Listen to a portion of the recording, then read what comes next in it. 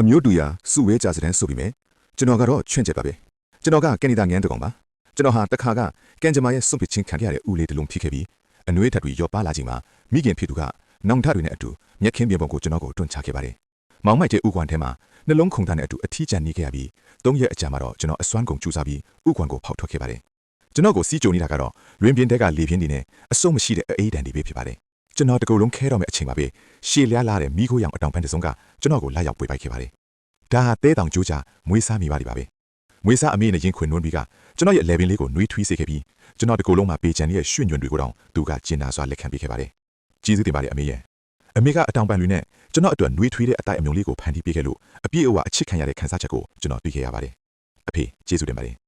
အဖေကအမြဲတမ်းခြေလောင်းတွေကိုနှွေးပေးပါတယ်ကျွန်တော်တွန်းတွန်းချီချီနဲ့အဖေနောက်ကိုလိုက်နေတဲ့အချိန်တွေမှာပေါ့စူးဖြိုးတဲ့တီကောင်လေးတွေကိုတစ်ခါပြီးတစ်ခါကျွန်တော်ပါစက်ထဲမှာခွန်ပေးခဲ့ပါတယ်အမစူညံပူညံနဲ့အမြဲတမ်းအနားမှာရှိပေးလို့ကျေးဇူးတင်ပါတယ်ကျွန်တော်တခြားငန်းတွေရဲ့လောင်ပြောင်ခြင်းကိုခံရတဲ့အခါအမကကျွန်တော်ခေါင်းလေးကိုတိုးထိပြီးပျော့အောင်ချော်မြူခဲ့ပါတယ်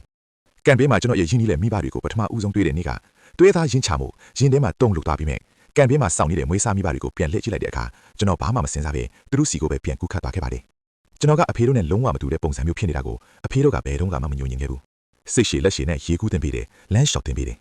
ရှိသမျှနှွေးထွေးမှုအားလုံးကိုလမ်းကလပ်ကရောက်လာတဲ့ကျွန်တော်တို့ပုံအောပေးခဲ့ပါတယ်အတောင်ပန်းတွေစုံလာတဲ့အခါမှာတော့ကျွန်တော်ရဲ့တမ်းမာလာတဲ့နှုတ်တုံးနဲ့အဖေတို့ရဲ့အမွေးအမြတွေကိုပြန်လည်တန့်ရှင်းပေးခဲ့ပါတယ်ကျူးကြအမနဲ့အတူအစာရှာထွက်ရင်းအိုမီမစွမ်းဖြစ်လာတဲ့အဖေရဲ့ပင်ပန်းမှုတွေကိုဝေမျှပေးခဲ့ပါတယ်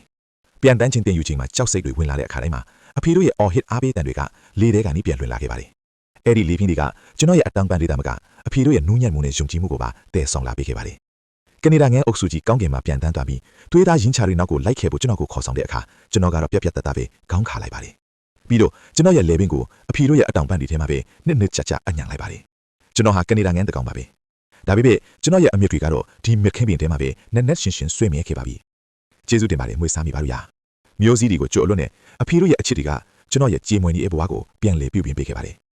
မုန်တိုင်းတွေကြမှာနားခိုရတစ်ခုကိုပေးတယ်လို့ကမ္ဘာလောကကြီးမှာဘာကြောင့်စောင့်ရှောက်ရတယ်လဲဆိုတာကိုလည်းနားလည်စေခဲ့ပါတယ်အခုကစပြီးအဖေတို့ရဲ့အတောင်ပန်းတွေကကျွန်တော်ရဲ့ထာဝရခိုးလုံးရစိတ်ထန်ဖြစ်ပြီးအဖေတို့ရဲ့အချစ်တွေကလည်းကျွန်တော်တစ်သက်လုံးထမ်းဆောင်ရမယ်နူးညံ့တဲ့တာဝန်တစ်ခုဖြစ်နေတော့မှာပါအတောင်ပန်းတွေကိုဖြန့်ကျက်ပြီးအတူတူပြန်ထမ်းကြမယ်ဘဲတော်မှမခွဲခွာတော့ပါဘူးကျေးဇူးတင်ပါတယ်